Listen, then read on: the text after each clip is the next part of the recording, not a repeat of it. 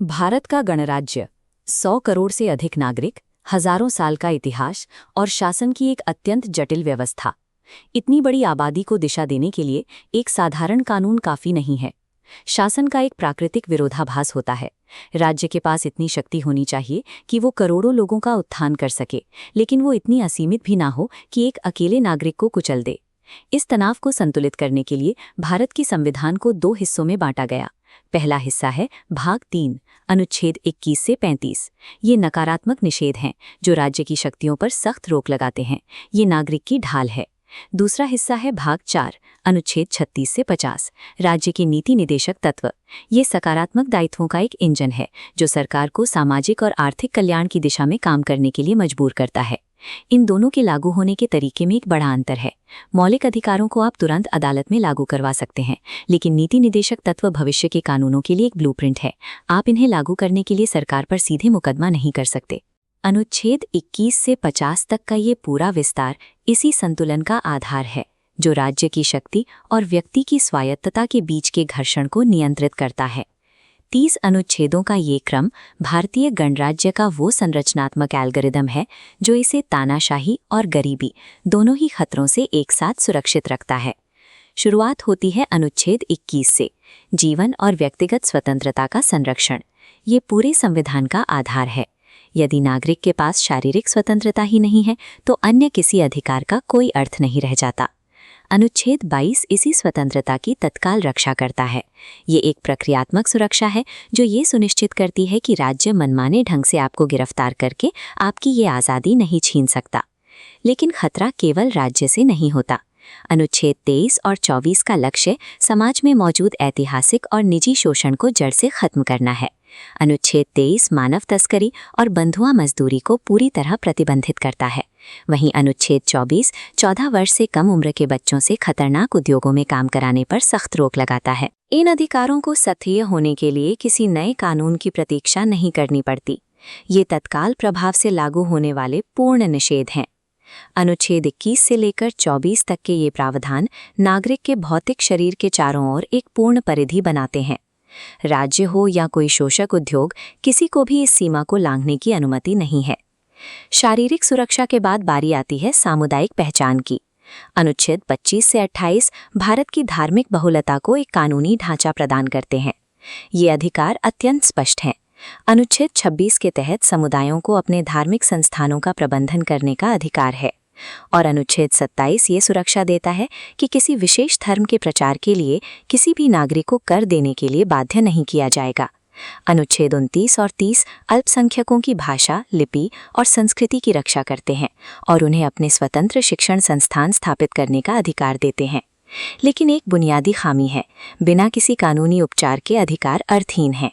यहीं पर अनुच्छेद 32 आता है, संवैधानिक उपचारों का अधिकार। ये हर नागरिक को भाग 3 में दिए गए अपने अधिकारों को लागू करवाने के लिए सीधे सर्वोच्च न्यायालय का दरवाज़ा खटखटाने की शक्ति देता है। हालांकि चरम स्थितियों में इस ढाल को नीचे किया जा सकता है। अनुच्छेद 33, 34 और 35 संसद को ये शक्ति देते हैं कि वो सशस्त्र बलों के लिए या मार्शल लॉ के दौरान इन अधिकारों पर प्रतिबंध लगा सके। कुल मिलाकर भाग 3 एक रक्षात्मक घेरा है। ये सख्ती से तय करता है कि न्यायपालिका की निगरानी में राज्य क्या नहीं कर सकता। अब हम रक्षा से हटकर निर्माण की ओर आते हैं। भाग 4, अनुच्छेद 36 से 50, राज्य के नीति निदेशक तत्व। ये राष्ट्र के विकास का एक सक्रिय रोड मैप है। अनुच्छेद 36 और 37 इस पूरी नीति को स्पष्ट करते हैं। भले ही आप इन सिद्धांतों के लिए सरकार को अदालत में ना घसीट सकें, लेकिन देश के शासन में ये नीतियां पूरी तरह से मौलिक हैं। अनुच्छेद 38, 39 और 41 एक मजबूत आर्थिक जनादेश बनाते हैं। ये राज्य को एक ऐसी सामाजिक व्यवस्था बनाने का निर्देश देते हैं जहां लोक कल्याण हो, समान वेतन मिले और सभी को काम और शिक्षा का अधिकार हो। श्रम शक्ति के लिए अनुच्छेद 42 और 43 मानवीय कार्यदशाएं, प्रसूति सहायता और मजदूरों के लिए एक उचित जीवन स्तर सुनिश्चित करने का लक्ष्य रखते हैं। समय के साथ इस ढांचे का और विकास हुआ। संशोधन जोड़े गए। अनुच्छेद 39 समान न्याय और मुफ्त कानूनी सहायता सुनिश्चित करता है। और अनुच्छेद 43A उद्योगों के प्रबंधन में श्रमिकों की भागीदारी तय करता है। ये संशोधन इसलिए शामिल किए गए ताकि आधुनिक औद्योगिक समाज में लगातार बढ़ती जटिलताओं और असमानताओं का सीधा मुकाबला किया जा सके। आज एक नागरिक उचित वेतन न मिलने पर सरकार पर मुकदमा नहीं कर सकता, लेकिन राज्य की पूरी मशीनरी कानूनी रूप से उसी दिशा में काम करने के लिए बाध्य है। संरचनात्मक शासन को जमीनी स्तर तक ले जाने के लिए अनुच्छेद 40 ग्राम पंचायतों के संगठन का निर्देश देता है और पूरे देश में एकरूपता लाने के लिए अनुच्छेद 44 सबसे प्रमुख लक्ष्यों में से एक है। राज्य को समान नागरिक संहिता सुरक्षित करने का निर्देश। सामाजिक कल्याण के लक्ष्यों में अनुच्छेद 45 बच्चों के लिए प्रारंभिक शिक्षा का प्रावधान करता है और अनुच्छेद 46 अनुसूचित जाति, जनजाति और कमजोर वर्गों के हितों की विशेष रक्षा करता है। ये नीतियां देश के भौतिक स्वास्थ्य और भूमि को भी कवर करती हैं। अनुच्छेद 47 जन स्वास्थ्य और पोषण सुधार की मांग करता है और अनुच्छेद 48 कृषि और पशुपालन के संगठन पर जोर देता है। कृषि और पशुपालन भारत के सामाजिक आर्थिक ताने बाने के केंद्र में है। इन नीतियों को इसी कृषि आधारित वास्तविकता को ध्यान में रखकर बनाया गया था।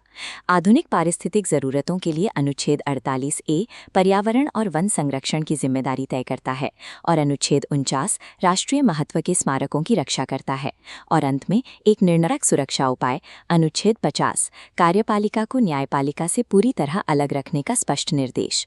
अनुच्छेद 44 से 50 तक के ये प्रावधान एक आधुनिक कल्याणकारी राज्य का ब्लूप्रिंट बनाते हैं। ये स्पष्ट करते हैं कि सरकार की दैनिक प्राथमिकताएं क्या होनी चाहिए। संपूर्ण संवैधानिक ढांचे में भाग 3 और 4 आपस में टकराते नहीं, बल्कि एक ही मशीन के एकजुट हिस्से हैं। मौलिक अधिकार वो ठोस कानूनी फर्श है जिसके नीचे किसी नागरिक को गिरने नहीं दिया जा सकता, और नीति निर्देशक तत्व वो विकासात्मक छत है जहां तक राष्ट्र को पहुंचना है। सर्वोच्च न्यायालय हमेशा नीति निर्देशक तत्वों की रोशनी में मौलिक अधिकारों की व्याख्या करता है। इसी जुड़े हुए ढांचे को संविधान की अंतरात्मा कहा गया है, भारतीय लोकतंत्र की दार्शनिक आत्मा। ये संतुलन सुनिश्चित करता है कि राज्य सामाजिक आर्थिक रूप से लगातार आगे बढ़े, लेकिन किसी नागरिक की स्वतंत्रता की कीमत पर नहीं। संवैधानिक शासन की पूर्ण अभिव्यक्ति इस दोहरे प्रयास से संभव होती है, राज्य की तानाशाही पर अंकुश लगाना और साथ ही उसे न्याय सुनिश्चित करने की